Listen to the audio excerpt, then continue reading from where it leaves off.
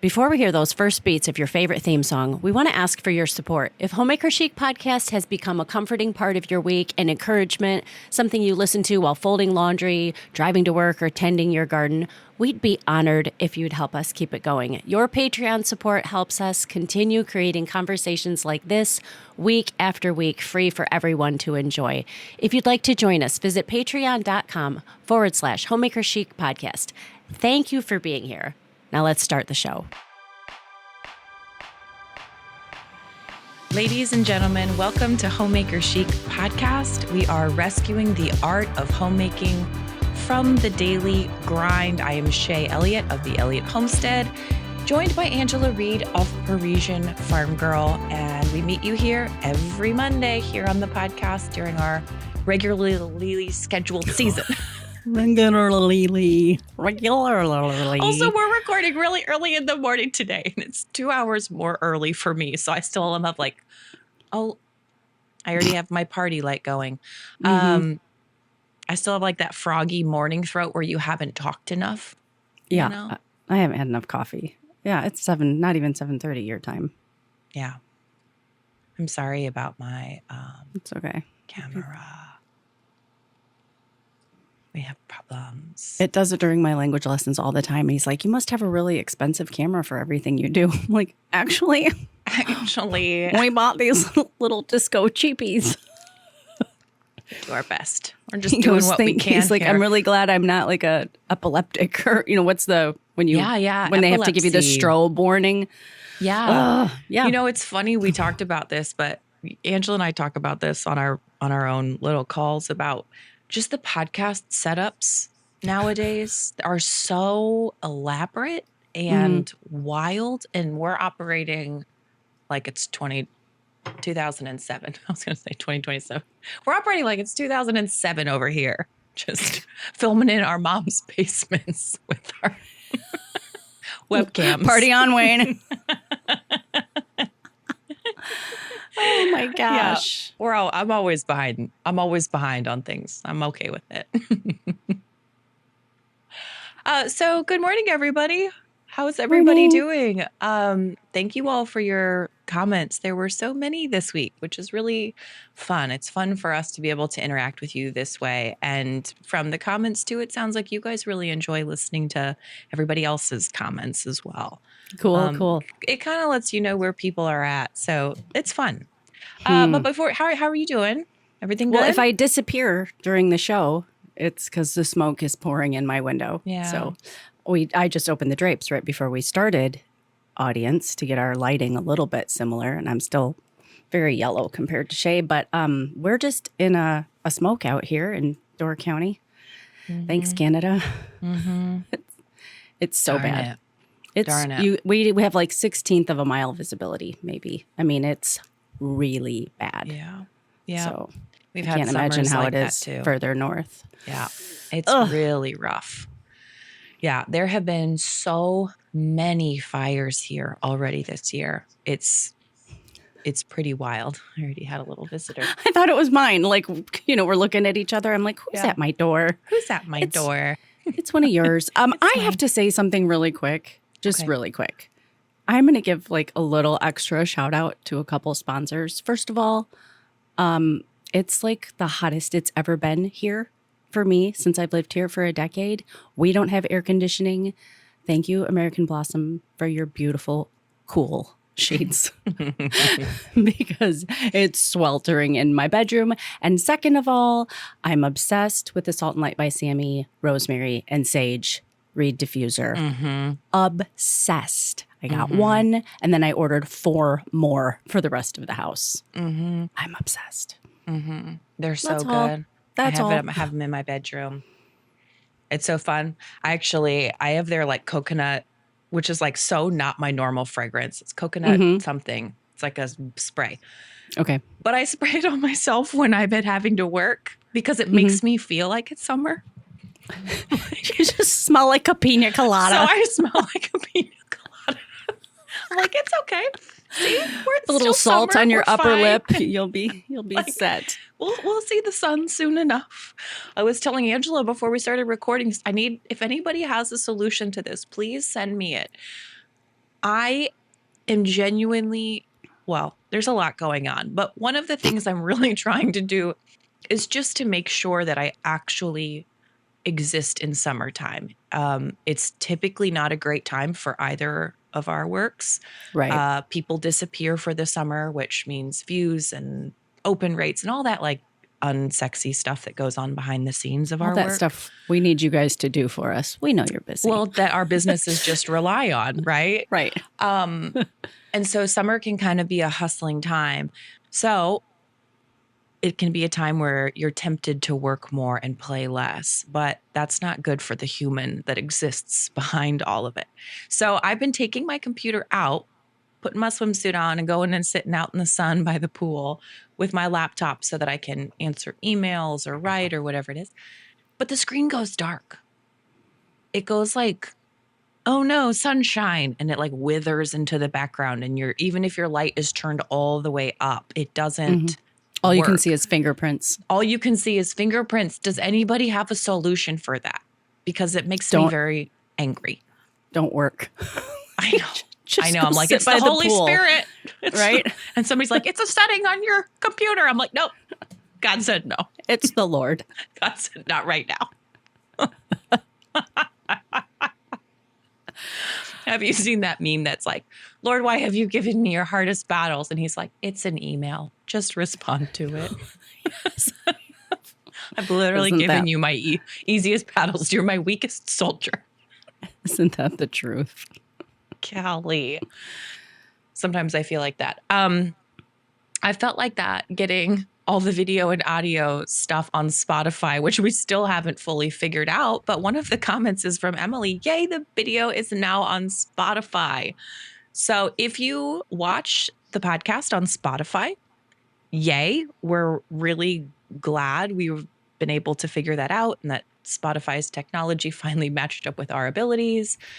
The problem that we have, and maybe you've noticed this if you watch on Spotify, is that whatever video we publish posts with the audio from the video, which makes sense. But then it's just Zoom audio because we obviously don't record together in the same room. So I hope the audio quality is okay. That's what I'm getting at. Have you heard from anybody? I haven't. Maybe Stuart could send me the audio file. And then you like match it up with our 4 lips. hours syncing it up with our lips. Mm-hmm. Could I? I think you have time for that. So that's what we should plan on. Okay. But just in case one of us sounds weird, that's why. If audio is really important to you, listen to it maybe. No, doesn't the video override it?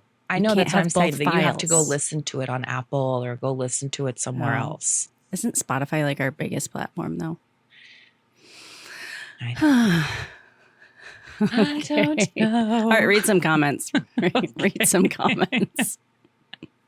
Do it. Okay, here's from Miska Tree, longtime listener here. So excited for this season of the podcast. You keep me company as I drive to my appointments that are a distance away. A question: where is Shay getting her linen clothing items? I'm wanting to add to my closet a few pieces and thought I would ask. Thanks for all you do. Okay, all over the place. I've gotten some actually really great linen shirts from Target. Every once in a while, they have linen. I have ordered a few from Quince online. I think I have a link in my last YouTube video that you get free shipping if you use that link from Quince. So check that out. They're great quality. They have tons of linen, silk, and all kinds of natural fibers like that. And then I know this isn't a super fun answer, but I get a lot in Italy when I'm there because it's cheaper. So I try to collect a couple of pieces because they do last. They last forever, especially if you take care of them. And so that's where I get them. Where do you wear linen? Yeah. Mm-hmm. Okay. Yeah, but I don't have any that I've bought in a long time. Okay. Because like you said, it lasts. I just wear the same stuff. Yeah. Wear it over and over and over again. Style it in a new way. Okay. You choose the next one. People are curious about your body oil, it looks like. Yeah, lots of body oils. Okay, body oil. Yep, officially on board. Don't underestimate the confidence booster that is hydrated skin, says Alyssa. Yeah. And Cross 119. First of all, what lip stain are we using? Second of all, to the Nuke's shimmering body oil, I bought a bottle 10 years ago in Paris and can't bring myself to throw out the dregs. The smell holds so many good memories for me. I need to find a supplier on this side of the Atlantic, or maybe another trip to Paris is in order. Well, another trip to Paris is always in order, and I think you can get it on Sephora, my dear. So okay. no need to suffer. No need to suffer. Funny. Okay, here's one from Morgan Cast. Longtime listener over here. Nothing gives me the vapors more than watching my husband smoke a cigar. Agreed, Morgan. Okay, first, Shay, what is the paint in your office? Looking for a good yellow for our nursery. Second, if you only had 3 years to make a yard or garden lovely, where would you invest? Military family, and I got to get my fix in before we go back overseas. Ooh, this is a fun question. Ooh, that's a good question. Okay, and Angela, can you work on the garden part of this question? And I'm going to look up my paint color. Okay. Well, I guess with 3 years, I mean, I would go with like really fabulous pots. That's what I was thinking too, pots. In all sizes. I would do some massive ones, like some 3-footers, like clusters. So instead of making like little beds or borders, I would do clusters of pots, but get some really big ones, like with some, what is it, canna, Shay? What's the big, like banana leaf type one? Like some canna, big, like tropics, almost like tropical looking, and then underplantings. Depending on where you are, you can still even do things like roses in them, even some trees. Like I would have a couple really big ones and then go on down to like 12-inch high. That way you're not doing all this hard work for someone else. And when you move, you can, depending on how you do things, either put them in storage or pop them on Facebook Marketplace. But that's what I would do with just 3 years. That's for sure. Plus, you're investing like in annuals and stuff. But yeah, that's what I would do. I would do pots. Pots. A couple of years ago, I got these massive concrete urns on clearance at a garden center that was going out of town. Ooh, nice. Excuse me, going out of business. I mean, these things weighed like 500 pounds, but they're phenomenal. And they're the kind of pots that you could never really move logistically. But the cool thing about pots is like they are an investment, depending on their size.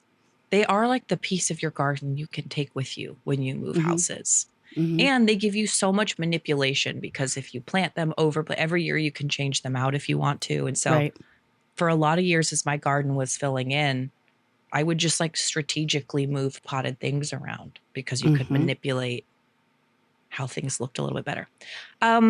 Okay, the paint in my office is called Ambient Light, and it's from Magnolia. And then my kitchen is also a really beautiful yellow, and it's Lemony from Magnolia, which is also the color of my bathroom, my master bathroom. I'm in my yellow phase. And also my living room is yellow. I was going to say, you have like 4 yellow rooms, I think. You're really like me with like blue. yellow. I really like yellow. The yellow I hate the name of this. The yellow in my living room is beautiful. And I get complimented on it all the time. But it's called popcorn kernel. And I think I know. That's a terrible name. I know. And it doesn't do it justice. Joanna? No, that one wasn't her. That one's like Sherwin Williams, I think. The rest are Mr. Lemony, Williams. Ambient Light. And popcorn kernel. So those are the 3 different yellows I have in my house. I know, but it's really beautiful. Why not like tooth plaque or something?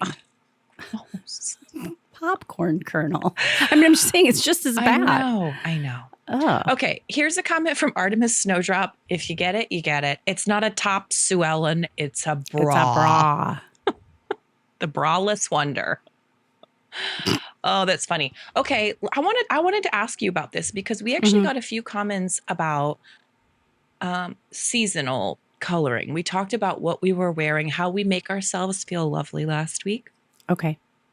And fellow traveler says, you ladies were born in spring and summer, yes? Do you think this has something to do with whatever season you were born in, becoming the one that makes you light up? I don't I do. think, My birthday's, well, what's today? If we're in listener land. Today is Monday. My birthday's tomorrow. No, my birthday's Wednesday. Oh, I was like, no, I mean, in listener land. I was panicking. Yeah. I was like, what? I'm not emotionally prepared for this. You're not. No. Yeah. So I do. My birthday, like, it's not like I don't mean it like in a vain way, but it's my favorite day of the year. To me, it's like the pinnacle of summer. It's July 22nd, especially living here now, because my garden peaks like on my birthday, living this far north now, as opposed to like 4th of July in Chicagoland.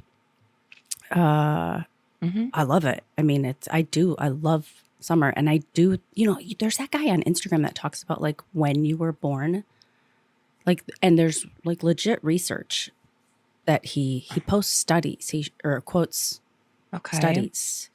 I'm looking at what summer means. Oh yeah, these are all the colors that you talked about. Like black is definitely not on a summer color theory wheel. I don't know anything about what I'm talking about, by the way. I'm sure a lot of you do, but yeah, look at this summer seasonal color analysis. For someone born in the summer or just a summer? Yeah, those are different. Oh, okay. Yeah. I didn't realize they were different. I thought that's what that meant. No. Okay. I don't know what I'm talking about then. Okay. Maybe.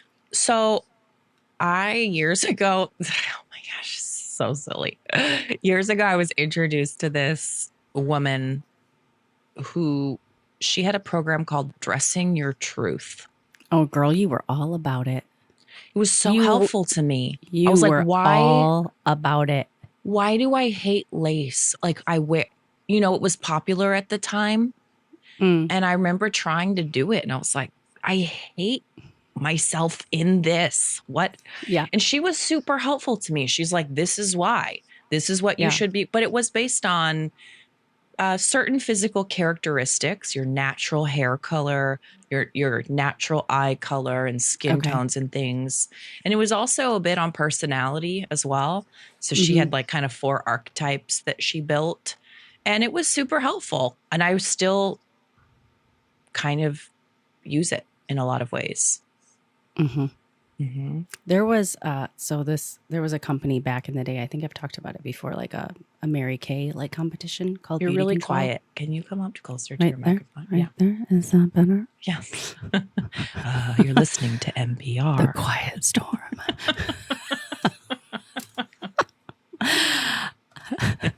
Slow jams. Slow jams on KZYX. So this company it was really helpful. Like, I told you, like, that's how our whole family got introduced to like makeup and skincare is from this company. But they did a body type and fashion personality analysis. So it went through like the 4 body types, like pear, hourglass, whatever, apple. What was the other one?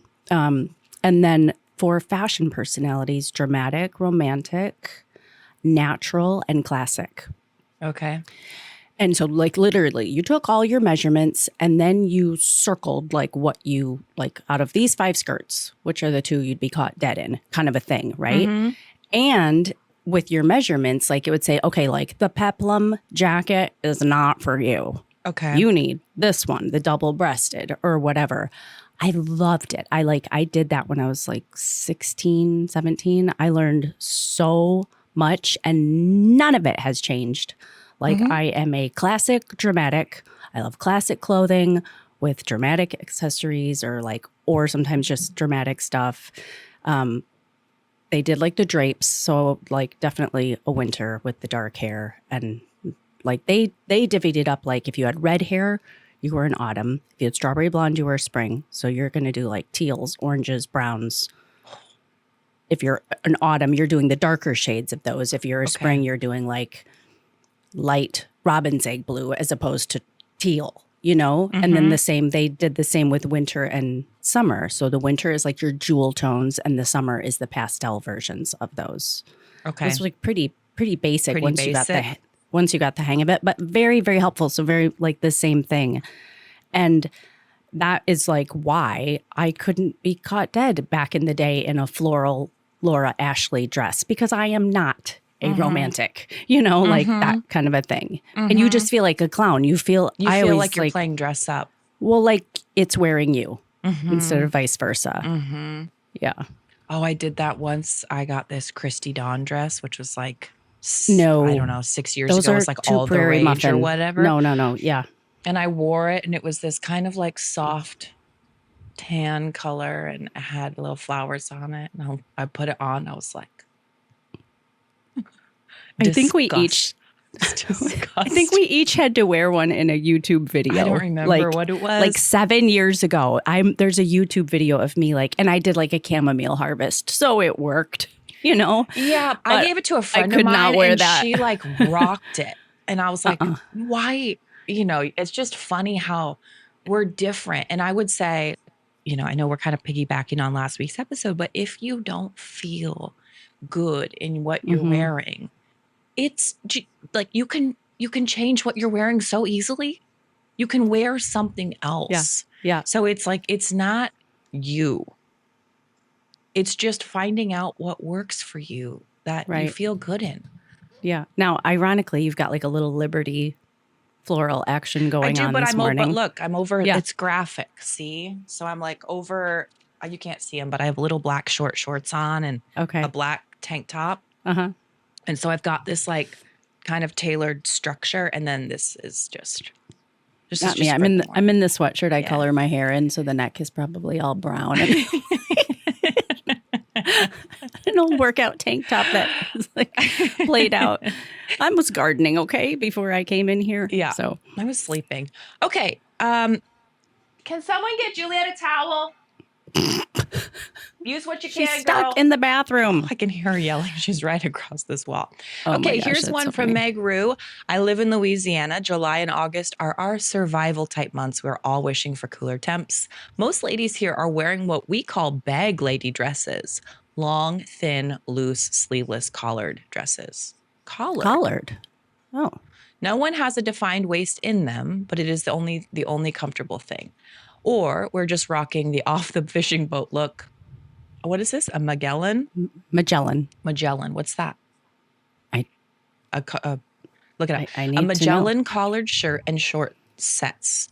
Meg, I feel like you're speaking Cajun French here. I don't know what a short set is. Only brows and lip stain are present, as even waterproof mascara doesn't hold up here. What I love about this comment is when Stu and I lived in South Alabama, I realized very quickly that their July and August were like our January and February up in Washington. Like it was like you didn't really see people. People holed away. They didn't really come outside. It wasn't like this, we're living our best summer life, because it was the opposite. It was just so impossibly hot and muggy that that was like our off season.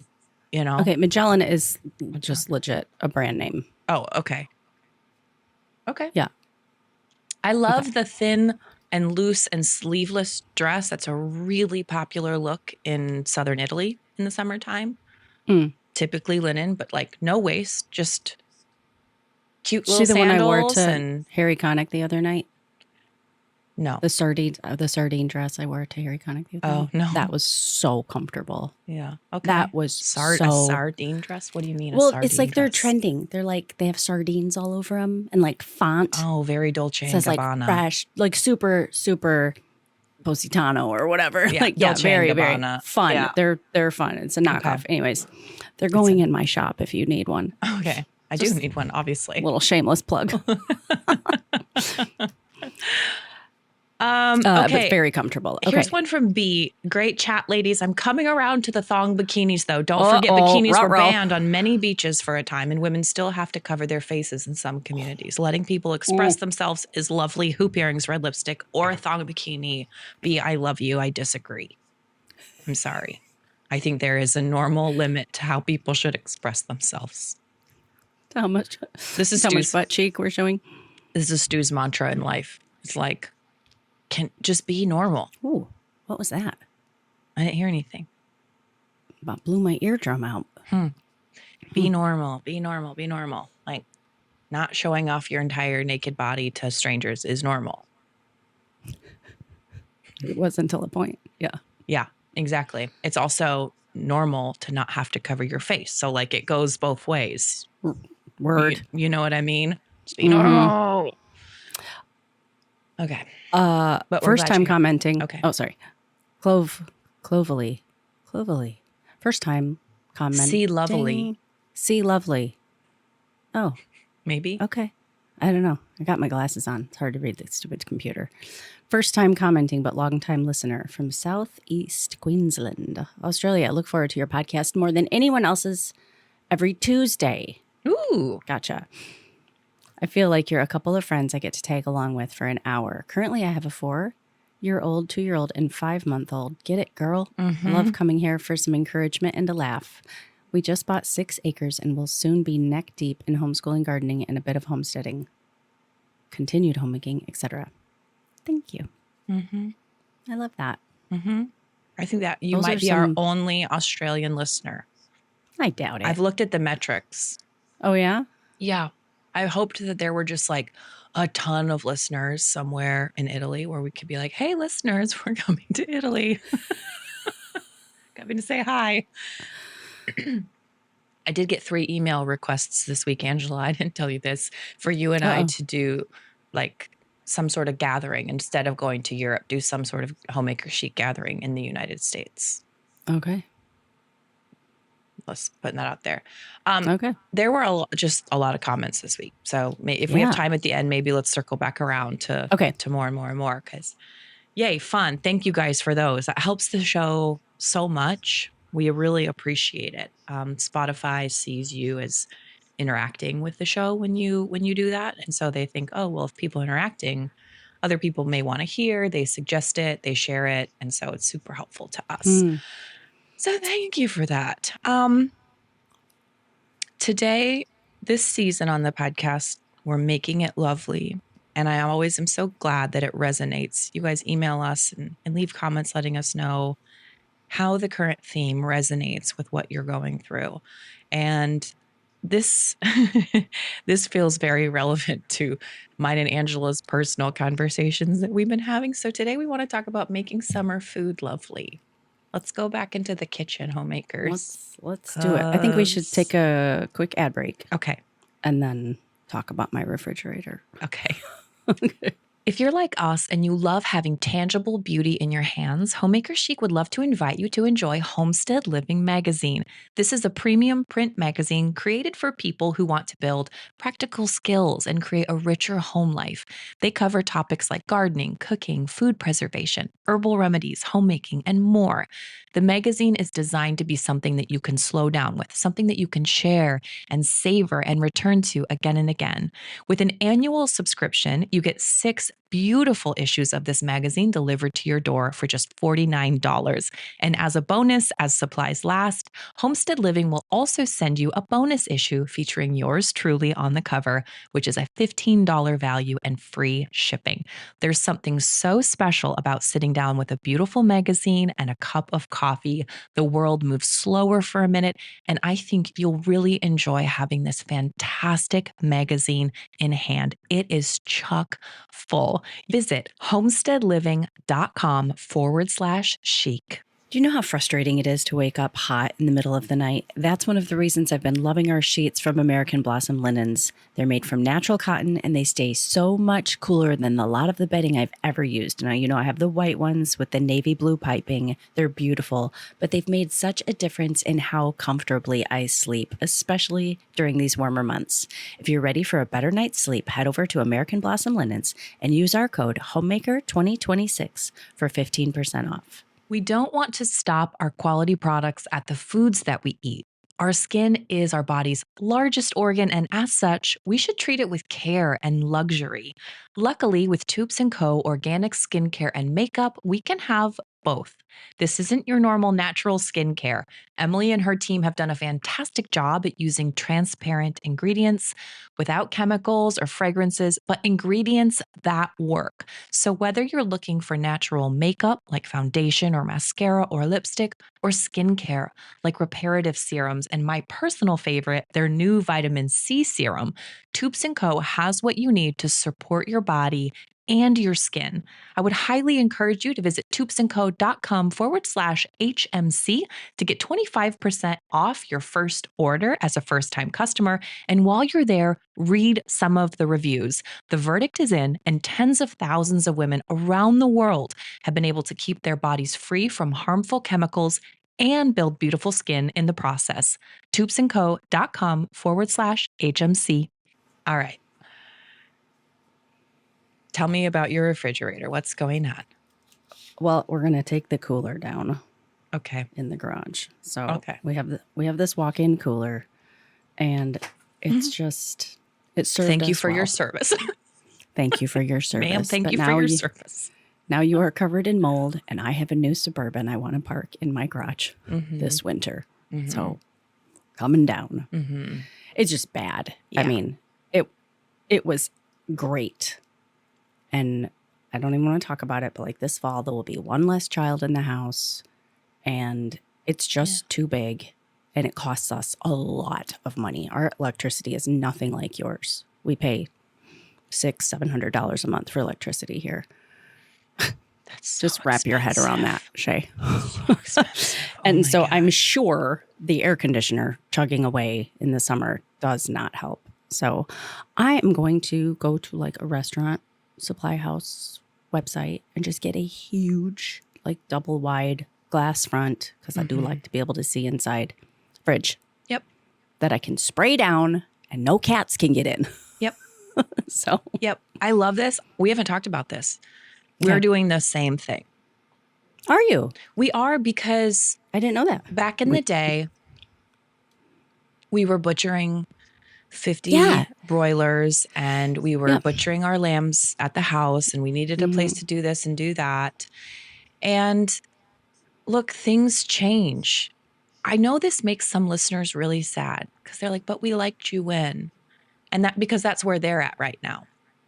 You know, they've got little kids and they're doing the thing, and they buy the dairy cow. And you guys, I loved that phase of my life so much. It was beautiful and romantic and so bloody hard. But things got to be tight and tidier, tighter and tidier at this stage of life. Because we're dealing with things like transcripts and trying to figure out colleges and driver's ed, and oh my gosh, it just like that.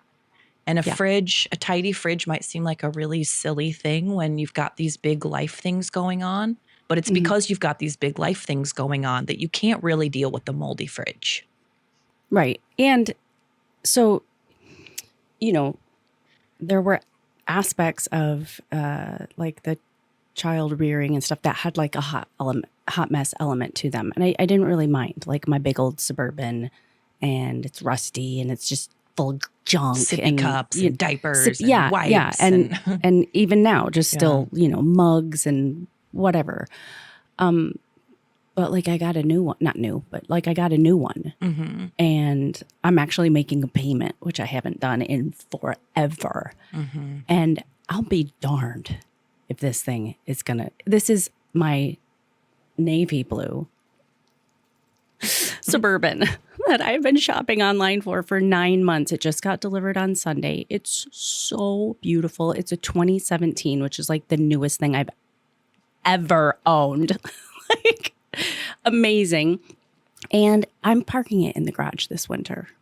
Full stop. I'm going to hose it off so the salt doesn't eat it alive. And I'm going to be a fussy old lady about it. Darn it. And so, so like the cooler, it was awesome. It was great. Like when I was like putting up more food and needed like a holding place for it until I could get to it. And I'm not doing that like in that same way anymore. And again, like you said, like, I don't even really want to think about that because it's sad.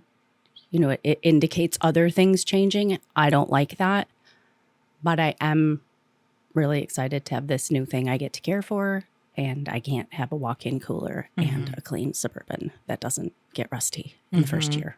So we talked about this a little bit last season. It's come up so many times in my cooking community over the summer because I think it's really relevant to a lot of people, and maybe they don't name it or acknowledge it or recognize it until it's sort of put in front of them. But the work that a lot of us have to do in the kitchen, whether we're cooking for ourselves, whether we're cooking for ourselves and our spouse or our family or all our kids' friends or whatever, whoever it is that finds their way into our home that we're cooking for, a lot of us who are in charge of that are incredibly impacted by the environment that's set up in our kitchen.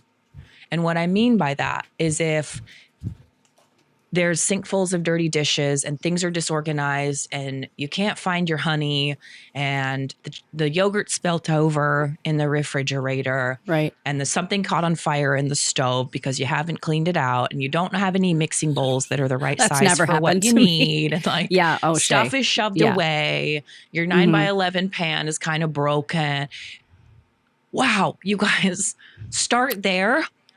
Right. Like start there, because it makes, for most of us, I would argue, it makes a significant difference how we feel about going about our work. So if every time you have to cook something for your family, you open your refrigerator or walk into your cooler, like in your case, and it ain't good, there's nothing inspiring about that.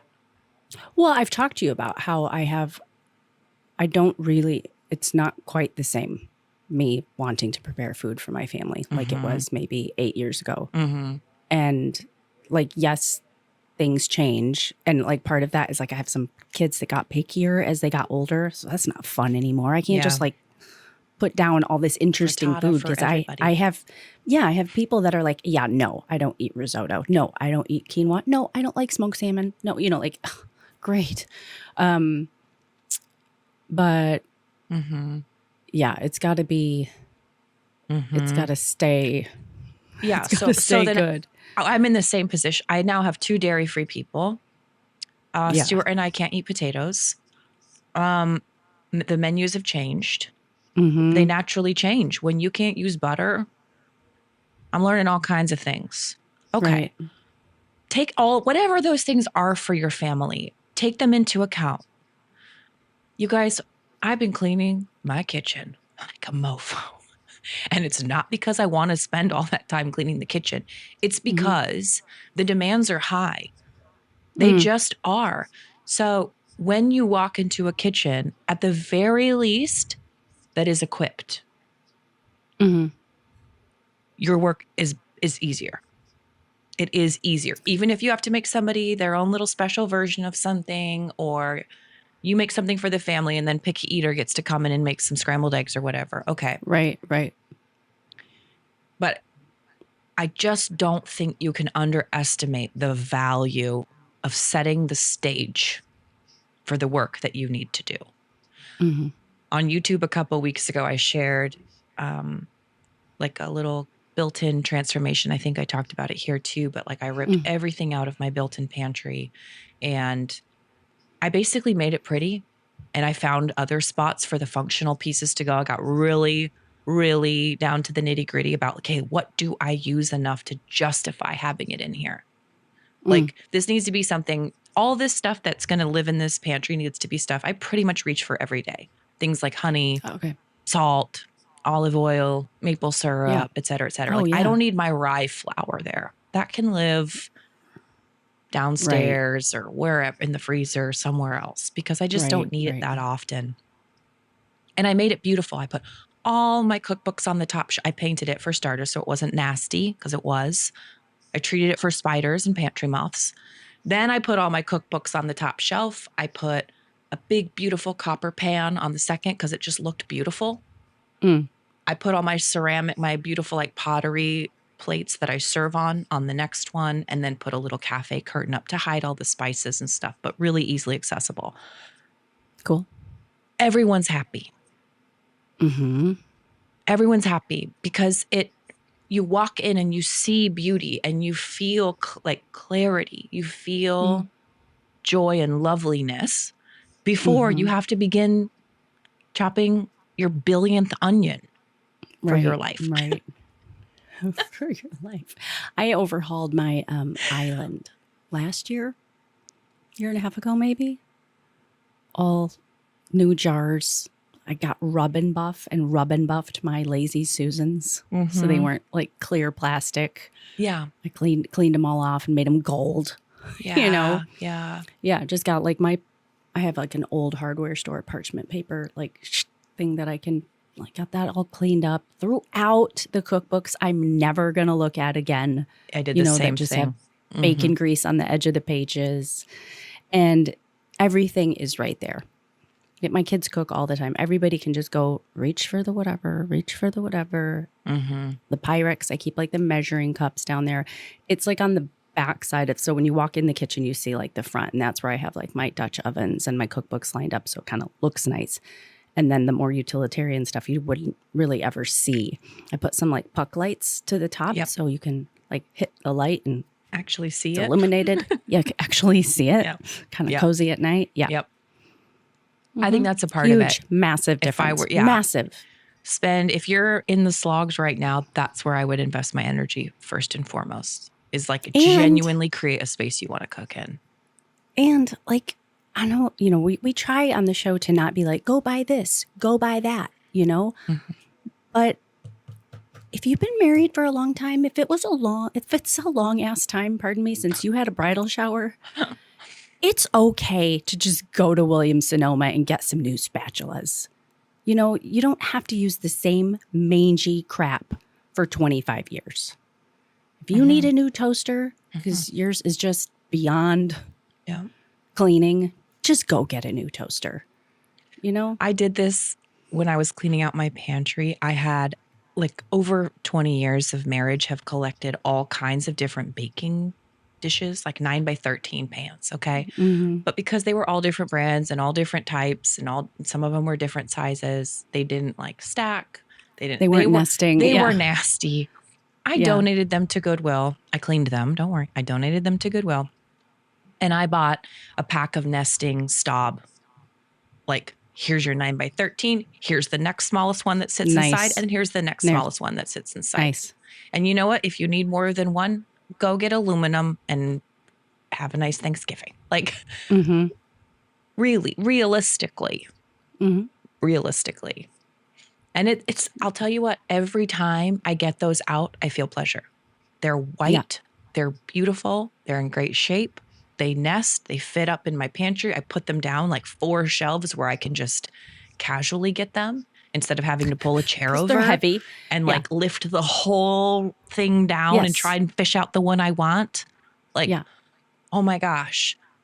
And then also get rid of the stuff that's like triggering you. Like, so I have this whole cast iron collection, and I had like the best intentions when I started using cast iron. I'm like, I'm going to have all these pans seasoned, and when every child leaves the home, they're going to leave with a few seasoned cast iron pans. These are the pans my mom used, the skillets or whatever my mom used.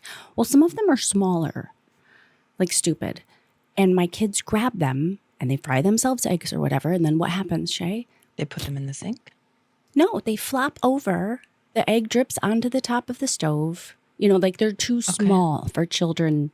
Oh, they can't handle it. Okay. Like, finally, I don't know. Like 5 months ago, I hid them. I'm like, look, I'm taking these out of circulation. This is just, this is the same story every time. I detail Luga. You guys get out the little 6-inch cast iron and decide it's the perfect one for scrambled eggs because it has no lip. Like, nothing inspires kids to cook like a clean stove. Like a clean stove. Well, speaking of those friction points, like I think this is an interesting practice. If you guys have nothing else to do today, take a pen and paper into your kitchen and just like make notes, move around and like make notes of like, where do I feel this tension? What isn't like quite Right. Oh, every time whatever. You guys know what those things are in your kitchen. Mm-hmm. I actually felt like that with cast iron. I love cooking with cast iron. Mm-hmm. I'm good at it. There's some things you just can't beat in it, like a really beautiful skillet cornbread or something. I have a whole Mm-hmm. stack. It's in the drawer that lives underneath my stove. But for like how much I'm just move, move, move, move, and the fact that my kids do the dishes now, I found that like to be a tension point because again, the cast iron nests, I lift the nest out, I pull out the one that I want, I put them away. They're a little too, unless you have like a cast iron wall, which I can't really have because we have a stucco house and things pull out of it. They're really heavy. And so I just found like, this is actually a friction. I don't like lifting these heavy things 30 times a day. Right. And so I got stainless steel pans that are way lighter, can hang right within arm's reach. I can have them on a rack. My kids can clean them a lot because they're light. So I'm not worried about them dropping in the sink, and like shattering the sink because they're the ones that are like lifting and maneuvering and wiping and putting away and all these kinds of things. And it became a tension point. I don't think it won't always be that way. Sometime in my life, God willing, I'm just gonna be like, I'm gonna fry me and stew an egg. But when you're doing 12 or to 15 eggs, right. it does, those kind of things really, they matter. They're so small, but they all add up. If you lift the heavy cast iron and your eggs are in a dirty refrigerator and your salt container's too small and you can't quite put your fingers in it, or your shaker's always crusted on the top. And oh my gosh. Yeah. Just tension. And the spatula handle is melted. And the spatula handle. Yeah. I mean, all those, that's 6 crappy things in like one session. No wonder you're like, right. And then you forget to, like, you're off your schedule because it's summertime and you don't go to the grocery store. So what's for breakfast? Yeah. Right. Well, like, that's it. That's it. That's all it takes. Yeah. I wrote about, on Substack, on my Substack last week, about like every day is really all we have. And so what makes up, just your normal day, every day I do this, every day I do this. That's your entire existence. And the same is true for, I think, were we talking about this on the podcast? I was talking to Dolores about this, our sweet friend Dolores, who's been on the podcast, and saying, here are things that I've found to be really helpful in stressful times of life. And they're all really small. And so when you say them all, it sounds like that can't possibly move the needle. It's too insignificant. And yet, when you do 20 little things, when all of a sudden you have olive oil, you at least know what's for the next meal. Your pan's not too heavy to lift. You've got a decent spatula. Like, all of a sudden, that adds up to like, oh, I'm fine. It's all good. We're fine. Well, yeah. And like we talked, it's true, because we even talked about just the 80-20, rule a few weeks ago, last season, before we closed out last season, about living 80-20. At 80%. So you're leaving 20% capacity for either your transmission to blow or those 6 things to go wrong while you're making a meat. Like, it's those little micro stressors, I don't think should be, I don't think it makes you a weak person to identify 42 micro stressors during your day. Like that, the toilet paper being left on the rack and you sitting down and being like, ugh, sighing every time you go in the bathroom, like that is stress. And it's cumulative, like that. So I was asking my cooking community about this because I know you and I have food principles that we try to abide by. Personal choice, matter of priority. I know a lot of our listeners do as well. My question that I posed to the cooking community on our call was, where is this? Where do you find the balance? So let's say you have food principles, for example, about how you source your meat and you know how you like it. But let's say you can't get it, or you forgot to order it, or what, insert any number of scenarios. Okay. Do you not go to Costco and buy the chicken breasts because they don't quite scratch that principle that you're going for. And so therefore you'll just find something else? Or do you just go and do you just get the meat because it's more important to have something on hand than it is to have nothing? And by a mile, everyone just said the most important thing for your health, stress, mental fatigue, emotional relationships with people in your home, by a mile, is just having the thing, having it stocked. Now, when times are good, you can be really specific about what this looks like. And when times are maybe a little busier or a little bit more stressful, maybe you dial back to like, it's not the best, but it's the best I can do right now. Yeah, I've had 30 days of that. No, I have. For the last 30 days has been the most I've ever given in on food principles. And it's just because I couldn't get to where the food is. Like I had to shop local. Yeah. At the pig.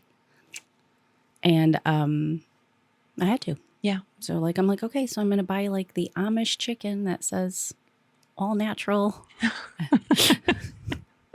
I'm just going to find I'm not going to buy Purdue. I don't know if they're coming from the same farm. I don't know, but I'm going to do my best. And we had major car problems before I got my truck. So there was no hour-and-a-half trip to Costco. Yeah. Available for me. And by far, just get the food. Even yesterday I was at Costco and I had something in my hands. And I had 2 carts full to the top. I had something in my hands and it wasn't really what I wanted to feed my family. And I actually talked to myself. I blurted something out loud. I didn't even mean to. I was like, Ange, just buy the food and trust God. I said it out loud. I was like, whoops. I want to hear what it is, but we're going to take a break real fast, say thank you to our sponsors, and then we'll keep chatting. One of my favorite parts of ending the day is lighting a candle. It's such a simple ritual, but it changes the entire feeling of a home. Lately, I've been reaching for the candles from Salt and Light by Sammy because they're intentionally made with clean ingredients, and I love knowing they've put so much thought into what goes into every single candle. Their scents are warm and inviting without feeling overpowering, and they create exactly the kind of atmosphere I want in our home: peaceful, welcoming, and lived in. Whether I'm tidying up after dinner, sitting down with a book, or simply enjoying a quiet evening, lighting one has become part of my routine. I also love supporting a family-run business whose heart is helping people create homes that are both beautiful and intentional. If you're looking for a candle or fragrance that feels a little more thoughtfully made, I think you'll really enjoy Salt and Light by Sammy. You can browse their collection at Salt and Light by Sammy, that's SAMI.com, and use the code HOMEMAKER CHIC for 10% off at checkout. Here's how cleaning should work. You get one cleaning concentrate for everything that's non-toxic, hypoallergenic, free of fragrances and hormone disruptors and preservatives, and is safe for your family and for your pets. This is why we love Branch Basics. The cleaner is very, very clean and also incredibly cost effective. Here's how it works. You get multiple reusable bottles and you fill it to different dilutions with this cleaning concentrate. And then you can use it to clean your counters, your floors, do your laundry, clean your bathrooms, your dishes, your hand soap, even wash your produce. And when you run out, then all you need is a new bottle of this cleaning concentrate and you can just keep going. So if you're looking for a way to detox your cleaning habits and make cleaning a bit simpler, more enjoyable, you can visit the link below to shop Branch Basics and use the code HOMEMAKERCHIC, all one word, for 15% off. You can get started with one of their starter kits, or you can even find it now at Target. Okay, what was it? I don't even remember. I'm trying to remember what aisle I was in. Okay. I was near the canned tomato. Oh, it was macaroni and cheese. Oh, was it the Amy's? Oh, no, it's the Amy's, Annie's, yeah, 16 pack. Yeah. I'm I really don't want them eating this. They're going to reach for it every time they're bored. I'm like, just get it. Yep. Yep. And there's space for things like that. This summer, I did stock up on Goodles, which give my kids a stomachache every time they eat them, and yet they love them. What is that? It's like a protein mac and cheese. Oh, okay. And they can make them themselves. And so we also talked about this. That's an important skill. How quickly can we turn our children off to the exact principles that we're trying to instill in them by basically saying it needs to be perfect, it needs to be like this. And if it's not, by the way, I'm going to be a total bee about it, play the martyr, bitch and moan, and you're all going to be victims of my standard. Yeah. And then they say, no, thank you. Yeah, exactly. I would rather have a mom who can joyfully put something on the table. Like, let's keep the main thing the main thing. Now, if you can do that and you have principles that you want to layer in, depending on your season, depending on your budget, depending on your capabilities, praise the Lord. Right. But, I think about that scripture verse all the time that talks about the woman breaking down the house she built brick by brick. You know, and I think, how often can we do that with our attitudes? And look, your family is going to eat 3 times a day. Yeah. It shouldn't be a surprise. I'm not saying it's easy. I'm saying you shouldn't be like shocked that they wake up and wonder what's for breakfast. Yeah.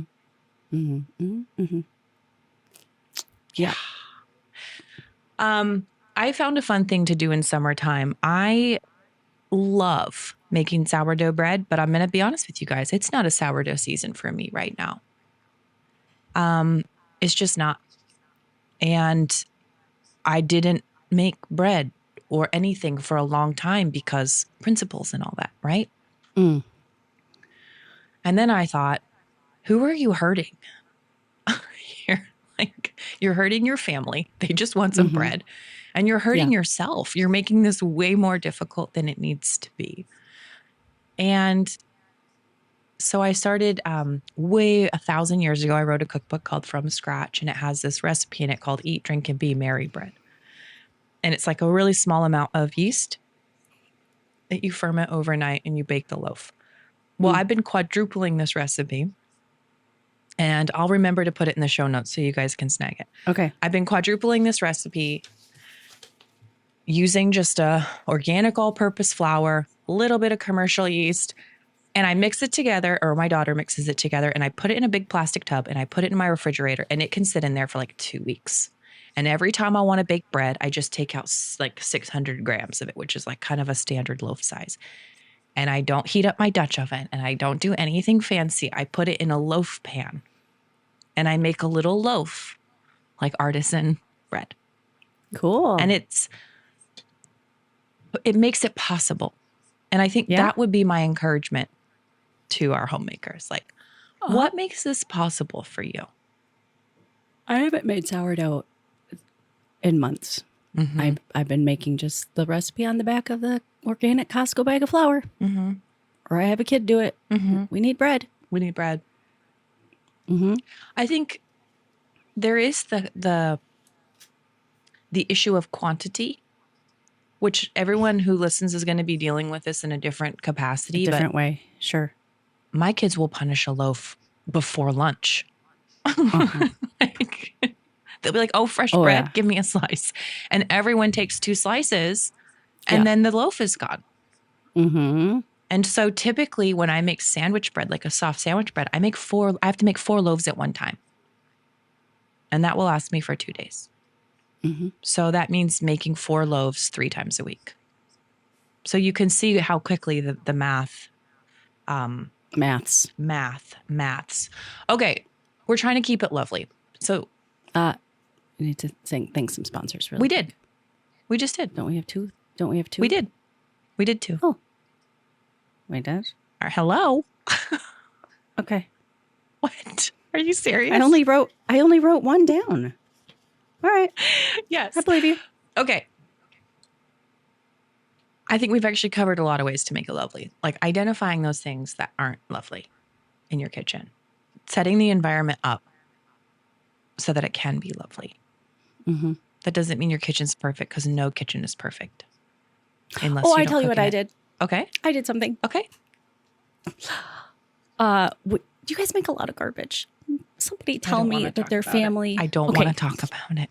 Thank you. We make so much freaking garbage. And like, I try not.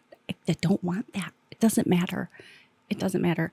And I have smaller garbage cans because otherwise they just stink. Somebody will drop like an onion in there, like they'll slice an onion and then just the whole thing will sit in there for days. So I keep them small so the smells don't accumulate. They're like these little white 6-gallon cans maybe. Okay. And I have the bags, and the bags are always falling in because people are tapping their espresso grounds or scraping their yogurt and it pulls the bag down. So I put 5 bags in and I took clothespins and pinned them all around. And now I just take the clothespins off, tie it in my bag, and there is a perfectly formed bag there waiting for me. And the garbage can doesn't have like earwigs and swamp water in the bottom of it. Right. And I'm a genius. Yeah. You're the first person in the world who's ever done that. Did you know that? A genius. Yeah. 4 clothespins. Okay. Because, somebody's going to drop one. That's how to make your garbage can lovely. It is. Yeah. You're welcome. Yes, there you go. Let's leave them with some tips for making their kitchen. That's the garbage can tip. The Salt and Light by Sammy, bless her. Her candles have this wood wick that is so luxurious. It has the most beautiful sound and flame when you burn it. So get one of those candles because that will make it lovely. And she's got beautiful room sprays as well that will make it really lovely. One thing that makes my kitchen feel lovely is I just have to have things. I like to have the ingredients cooked. I like to cook. I really like to cook. But it's a lot easier to cook when I just have 4 cups of quinoa in the refrigerator for the week. And I can just grab it out and make scrambled eggs, or I can grab it out and make a quick salad. I have beans cooked. So like the ingredient is in there. Have a protein, for the love of God, have a protein cooked in your refrigerator. That will make your summer kitchen so much more lovely because then you can do anything and you can do it really quickly and you can do it without heating up your kitchen. So that means you just take a bunch of chicken breasts out to the grill and do it one and done, and everybody has protein for the rest of the week. A lot of times I'll do a beef roast and slice it really thin, and then there's sliced roast beef in the fridge, whatever it is for you. Like, to me, that is the difference. Having bread and having protein is the difference between life and death for me as a homemaker. I've been doing like just 2 hours on Monday morning, just like 2 big packages of chicken breasts, and I open them up because they're so big. They're so big. Yeah, disgusting. Yeah, big. I know they're kind of mutant. They are.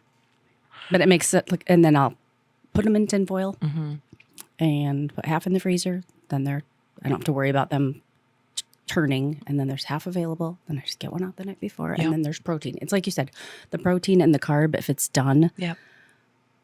It's, you feel like there's options. And when you feel like there's options, you don't panic, you don't get stressed, and you don't get unlovely, frankly. Yeah. You don't get unlovely. I do like 18 hard-boiled eggs, mash them up, salt and pepper, and then I just leave them like that. And then people can do either mayonnaise or cottage cheese, depending on how much protein they're trying to hit, Yeah, I just do hard-boiled eggs in general and just keep them in the fridge.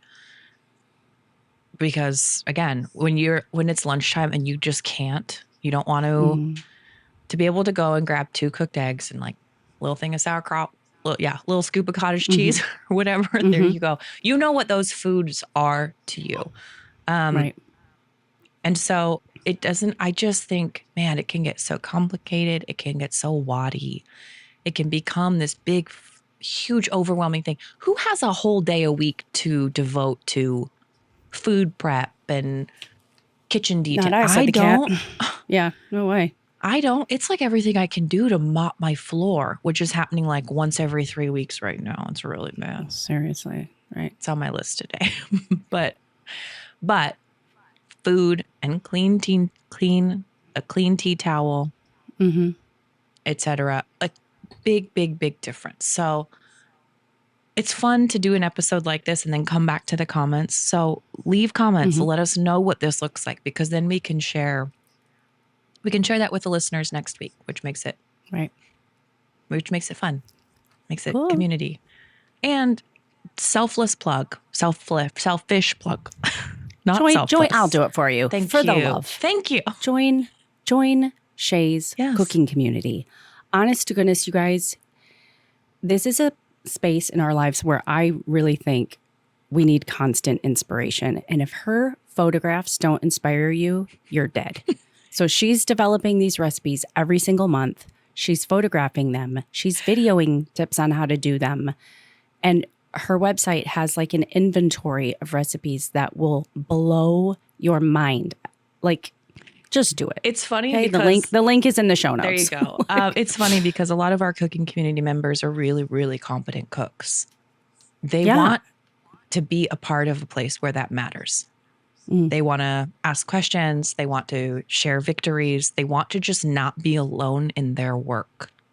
I love that. Well, it's community. Yeah. I mean, it turns out it matters. Just like we meet here every Monday to be like, hey, homemaking still matters. That's basically what we're saying over there. Cooking for the people that you love still matters. It's always going to matter. So cool. Okay, ladies, thanks for joining us.